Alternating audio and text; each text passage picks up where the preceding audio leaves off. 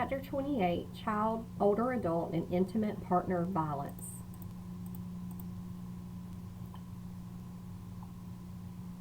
So let's talk about the different types of abuse. Physical abuse is the intent of physically harming someone by hitting, kicking, punching, etc. This can be done with hands or with objects, and it includes any action that makes a person feel unsafe. Sexual abuse is sexual contact without consent, or if the person is incapable of giving consent. Emotional abuse are actions and words that cause another person to feel inferior or unworthy. Examples include humiliating, name-calling, criticizing, and intimidating. Neglect is the failure to provide for basic needs, such as food, clothing, shelter, and medical care for another person. And economic abuse is controlling finances or access to resources that keeps the person dependent on the abuser. Now, a crisis situation is a situation that puts stress on a family with a violent member.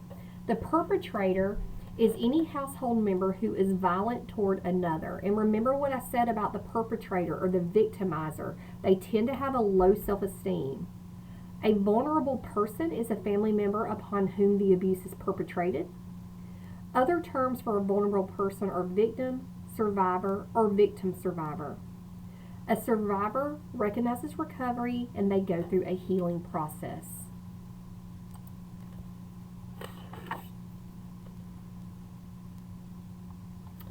So, child abuse. Nurses are mandated reporters. Even if you're only suspicious of child abuse, you are still, by law, required to report it and then let the proper authorities do the investigating. Now, child abuse can be acts of commission or acts of omission. Acts of commission would be deliberate and intentional. They can include physical, sexual, and emotional abuse. And acts of omission or neglect. So 2.4 million referrals for child abuse and neglect happened in 2018. 73% of those were neglect, 46% physical abuse, 8% medical neglect, 28% were younger than the age of 3, 15% were under the age of 1, 78% of death from abuse were from children younger than 4, and about 92% of child abuse perpetrators are the victim's parents. You can see on page 518, this table 28.1 gives you statistics regarding race and ethnicities. So comorbidities, usually different types of abuse are going to occur together. So there's lifetime secondary effects. So major depressive disorder and PTSD are the two most common disorders that result from childhood trauma. When children are exposed to abuse, it affects their development and it leads to further issues.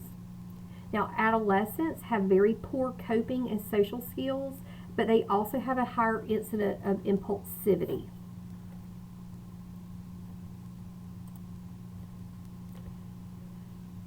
Risk factors.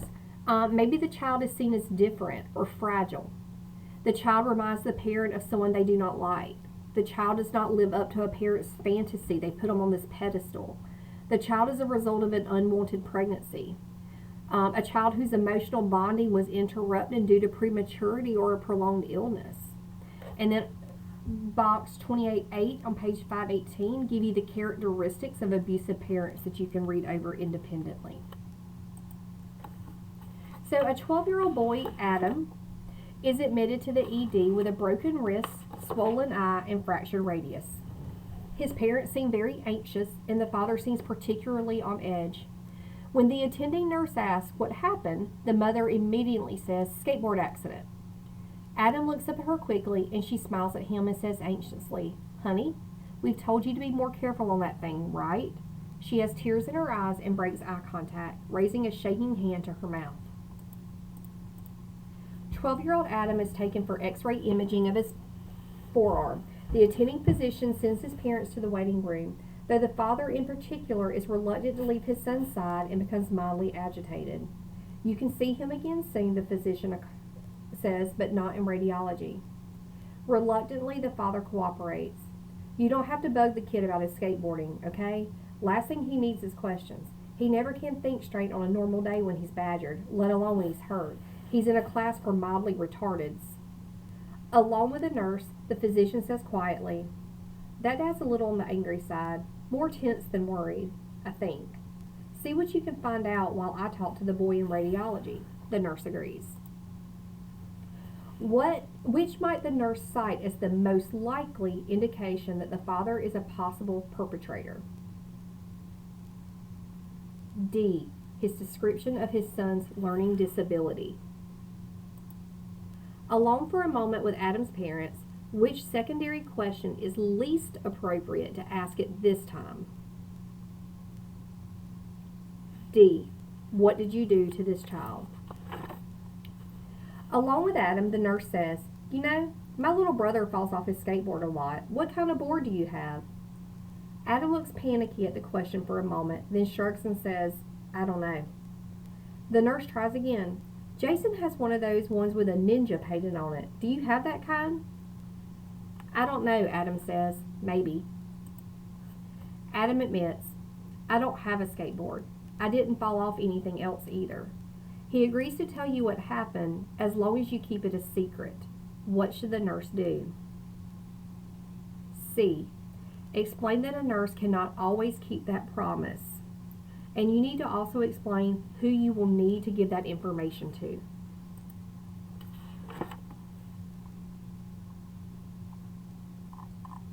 So we're going to move into intimate partner violence, which is defined as violence that occurs between people in a romantic relationship in which one person causes physical, sexual, or psychological harm to the other with the purpose to assert power or control over them. So 25% of women and 10% of men are abused. Teen dating violence is 1 out of every 11 females and 1 out of 15 males. Partner stalking, about 10% of women are stalked and 2% of men. Nearly half of married couples have had an instance of abuse. Same-sex relationships have the same rates as heterosexual relationships. And 1 out of 10 homicides is spousal murder.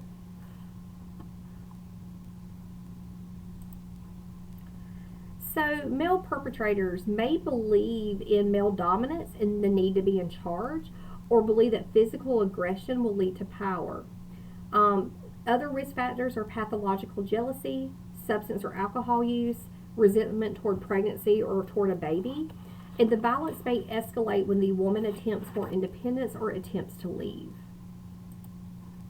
So there is a cycle of violence, and it starts with tension building.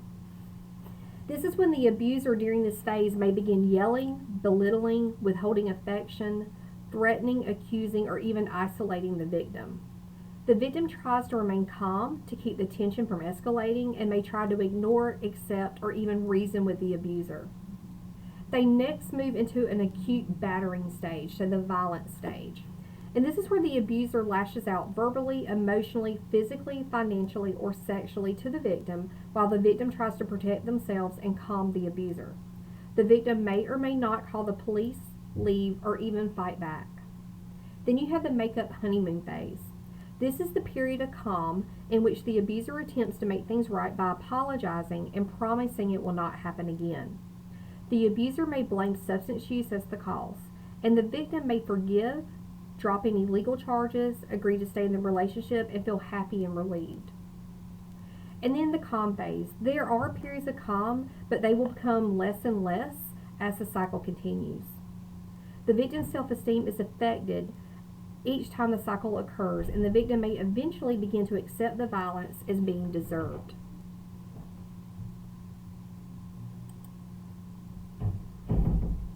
Next is older adult abuse.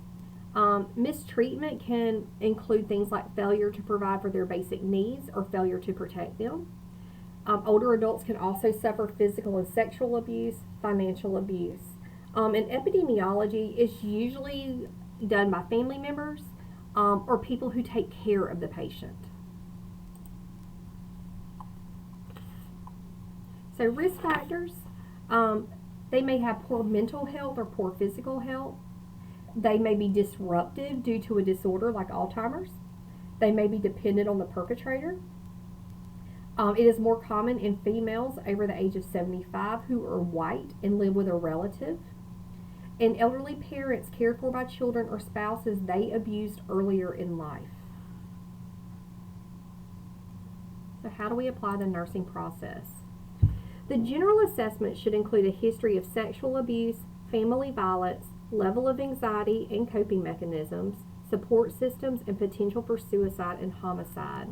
Page 521, box 282 give you some interview guidelines. When performing the interview, avoid words like abuse or violence. Ask how disagreements are settled and how children are disciplined in the home. Be careful to avoid assumptions about a person's sexual orientation and make sure you provide them with emotional security.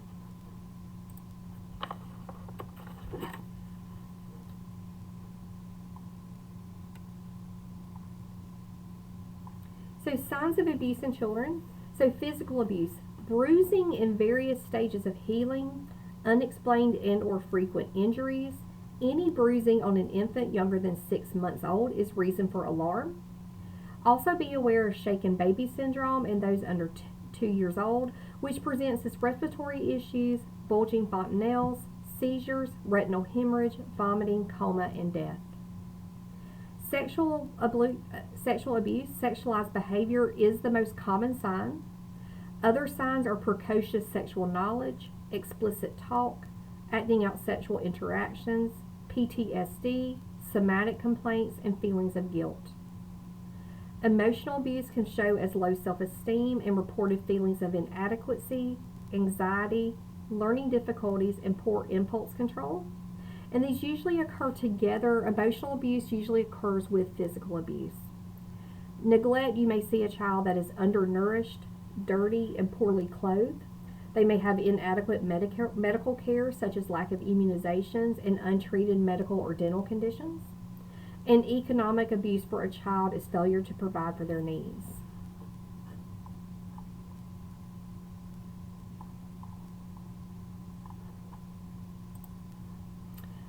There are assessment variables, and it depends on the patient's level of anxiety, their coping mechanisms, support system, suicide, homicide potential, and drug alcohol use.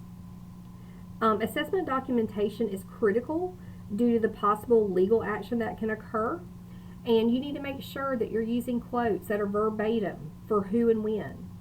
You may need a body map to indicate the size, color, shape, areas, and types of injuries with explanations, and any physical evidence of sexual abuse if it's possible.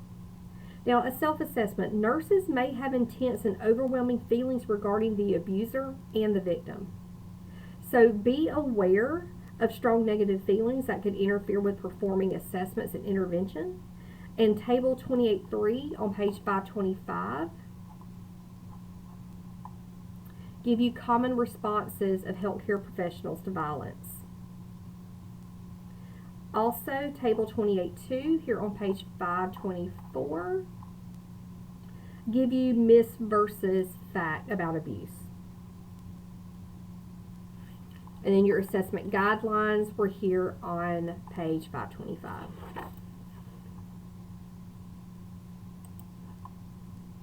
So nursing diagnoses are directed toward protection of the vulnerable family member.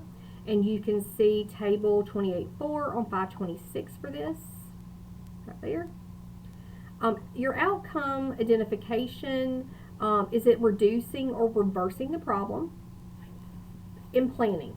So Joint Commission requires education for staff and family violence and abuse, and a development of standards of care to guide clinical practice at their facilities.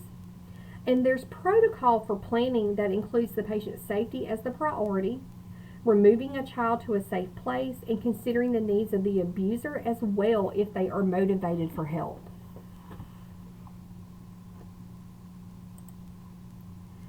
So first of all, implementation, reporting abuse. We are mandated reporters if we suspect abuse, and there should be protocol at your facility that you work at as to who you are to notify. Consider the family's culture. Do not use a family member as an interpreter, especially if there's a language barrier, because they may not tell you the truth. Counseling. Provide support, safety, and access to resources. Develop a safety plan with them for escape. Page 527, box 28.5 gives some examples. Case management can help provide social services for families. You need a promotion of community support, so give them referrals to community resources. And health and teaching and promotion, educate on triggers, changing behavior, and on coping mechanisms. So prevention of abuse. Primary prevention are measures that are taken to prevent the occurrence of abuse. Secondary prevention, this is early intervention in abusive situations to minimize their disabling or their long-term effects. And tertiary prevention, this facilitates the healing and the rehabilitative process. We provide support, and it's assisting survivors of violence to achieve their optimal level of safety, health, and well-being. And finally, treatment modalities. Pharmacotherapy doesn't really help with this, but there's individual therapy, and the goal is for empowerment of the survivor and making productive life choices and developing a healthy self-esteem. Sometimes individual therapy that has been court mandated for the abuser is also helpful. Family therapy, because when you treat the family as a unit, it helps provide support for everyone involved. And group therapy rids a person of feelings of isolation and provides positive environments with others to help promote healing.